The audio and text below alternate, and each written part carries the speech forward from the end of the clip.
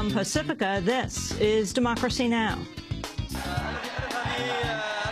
This is the 26th massacre of the regime of Ali Abdel Salam. During this period, since the beginning of the revolution to now, the security forces of Central Security objected to our peaceful march. And we announced it would be a peaceful march. We were not carrying weapons. They opened fire on us with heavy machine guns, and they used internationally banned gas. In Yemen, the government's violent crackdown on protesters has intensified, killing more than 50 people over the weekend. We'll go to Yemen for the latest. But first, protesters occupy Wall Street. I came because I'm upset with the fact that the bailout of Wall Street didn't help any of the people holding mortgages. All the money went to Wall Street, and none of it went to Main Street. Now, we've just learned that Geithner was actually asked to split up the Citibank, and he didn't do it, and Obama didn't do anything about it. Thousands of protesters take to the streets of the nation's financial capital and say they have no plans to leave anytime soon. And as the nation faces record poverty and inequality, we'll speak with David Graeber, author of Debt, The First 5,000 Years. So all that and more coming up. Welcome to Democracy Now!, democracynow.org, The War and Peace Report. I'm Amy Goodman. President Obama is preparing to propose a new tax on millionaires as part of his plan to cut deficit by $3 trillion over the next 10 years. The White House says the effort is aimed at ensuring people who earn more than $1 million a year pay a minimum rate of tax that at least matches that of middle-class families. Dubbed the Buffett tax, the proposal is named after billionaire U.S. investor Warren Buffett, who wrote earlier this year that rich people like him often pay less in tax than those who work for them. Meanwhile, on Saturday, President Obama used his weekly address to urge Congress to pass his jobs bill. I know some of them would rather wait another year to wage another election than work together right now. But most Americans don't have the luxury of waiting. It was 3 years ago this week that a financial crisis on Wall Street made things much more difficult for working folks on Main Street, and too many are still hurting as a result. In Yemen, the government's violent crackdown on protesters has intensified significantly over the last 48 hours. At least 21 protesters have been killed today in the capital, Sana'a. Another 26 demonstrators gunned down on Sunday. Salim Allah was protesting in the streets of Sana'a Sunday. This is the 26th massacre of the regime of Ali Abdel Salam. During this period, since the beginning of the revolution to now, the security forces of Central Security objected to our peaceful march. And we announced it would be a peaceful march. We were not carrying weapons. They opened fire on us with heavy machine guns, and they used internationally banned gas. Yemen has been mired in a political stalemate for months. President Ali Abdullah Saleh has clung to power even though he's been in Saudi Arabia since June, receiving medical treatment following an assassination attempt. We'll go to Sana'a, Yemen, for a live report after headlines. In other news from Yemen, the Washington Post reports the Obama administration significantly increased the frequency of drone strikes in Yemen in recent months. The strikes have targeted members of al-Qaeda in the Arabian Peninsula, while the CIA has led the drone war in Pakistan. In Yemen, the strikes are carried out by the military's Joint Special Operations Command. In news from Libya, a spokesman for Muammar Gaddafi is claiming NATO warplanes killed 354 people in a strike on a hotel and a residential building in the Libyan leader's hometown of Sirte over the weekend. The claim could not be independently verified. The news came as opposition forces failed to capture the Gaddafi stronghold of Bani Walid. Gaddafi's troops, meanwhile, claim to have captured 17 foreign mercenaries, including fighters from Britain and France. In related news, a spokesman has confirmed former British Prime Minister Tony Blair visited Muammar Gaddafi in Libya in the months before Abdelbaset el-Megrahi, the convicted Lockerbie bomber, was freed from jail. According to documents uncovered by the Sunday Telegraph, Blair visited Gaddafi in June 2008 and April 2009, once using the then Libyan leader's jets and bringing along an American billionaire. The United States is accusing the Pakistani government of having links to the Taliban-allied Haqqani network of militants. The U.S. has blamed Haqqani of carrying out last week's attack on the U.S. Embassy in Afghanistan. Cameron Munter, the U.S. ambassador to Pakistan, made the charge in an interview on Radio Pakistan. The Haqqani network of militants was also the subject of a 3.5-hour meeting Sunday between Secretary of State Hillary Clinton and Pakistani Foreign Minister Hina Rabbani Kar. In other news from Pakistan, the United Nations says it needs about $350 million to help millions of Pakistanis affected by massive flooding.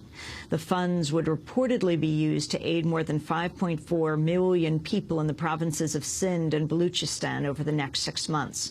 According to the UN, 223 people have been killed and 1.8 million have been displaced in Sindh province alone, while an estimated 665,000 homes have been damaged or destroyed. Pakistan's Prime Minister Yusuf Raza Gilani has cancelled his scheduled appearance at the United Nations General Assembly this week in order to visit flood-affected areas. Tinmo Pakala is the United Nations resident humanitarian coordinator. This catastrophe at the moment, considering the already poor health and nutrition status, is really extremely serious for the people. And I want to emphasize the urgency of getting assistance to them.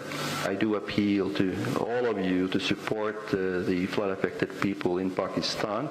In Georgia, supporters of death row prisoner Troy Davis have been holding an around-the-clock vigil outside the Atlanta building where the Georgia Board of Pardons and Paroles will decide today whether to halt this week's planned execution. Under Georgia law, only this board has the authority to grant clemency, not the governor, as is the case in many states. Davis is scheduled to die 7 p.m. Eastern Time on Wednesday by lethal injection. Former FBI Director William Sessions has become the latest high-profile figure to call for the execution to be put off.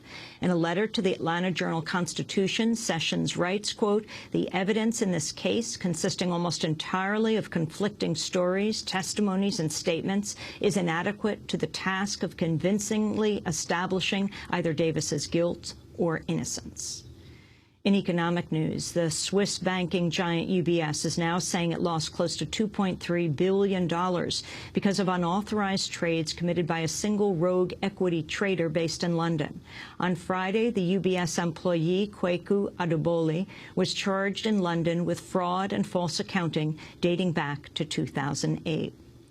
In other banking news, a new book is claiming U.S. Treasury Secretary Tim Geithner ignored an order from President Obama to consider dissolving the debt-ridden banking giant Citigroup as part of a reconstruction of major banks in March 2009. In his book, Confidence Men, author Ron Susskind writes, the Citigroup was one of the several incidents where President Obama's authority was, quote, systematically undermined or hedged by his seasoned advisors. Susskind also reports Larry Summers, former chair of the National Economic Council, once said at a meeting, quote, "We're really home alone. There's no adult in charge. Clinton would never have made these mistakes," he's quoted as saying. A new report has found the U.S. government cannot account for nearly 3 tons of nuclear material it has shipped overseas. According to the Government Accountability Office, the United States cannot confirm the whereabouts of some 5,900 pounds of highly enriched uranium and separated plutonium, enough material to make dozens of nuclear weapons.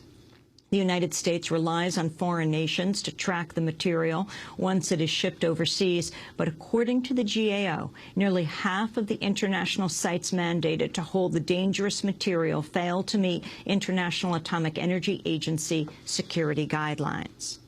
Palestinian President Mahmoud Abbas has arrived in New York and is vowing to stick to his plan to seek full United Nations membership for a Palestinian state. Abbas formally announced his plan Friday. We should enjoy, like the rest of the people of this earth, freedom and liberty in a Palestinian state on the borders of the 4th of June, 1967, with East Jerusalem as its capital. The United States is vowing to veto the Palestinian bid for statehood at the UN Security Council, and some U.S. lawmakers are threatening to cut off aid to the Palestinians if they refuse to back down from their plan. On Sunday, Israeli Prime Minister Benjamin Netanyahu said he expected the Palestinian effort will fail. Mark Regev is spokesperson for Netanyahu. The Palestinian decision to go to the United Nations is a mistake. It will not help peace and won't help bring about Palestinian statehood. The only way to statehood is through negotiations, through peace negotiations. Israel has been continuously calling for the immediate resumption of peace talks, and up until now, the Palestinians have refused. Organizers of Britain's largest weapons fair are facing criticism for promoting the sale of illegal torture equipment and cluster bombs.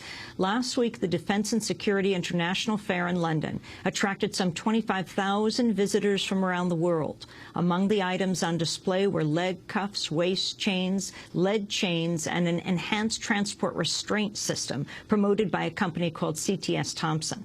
The stall in which the items were displayed reportedly remained in operation until the human rights group Amnesty International intervened.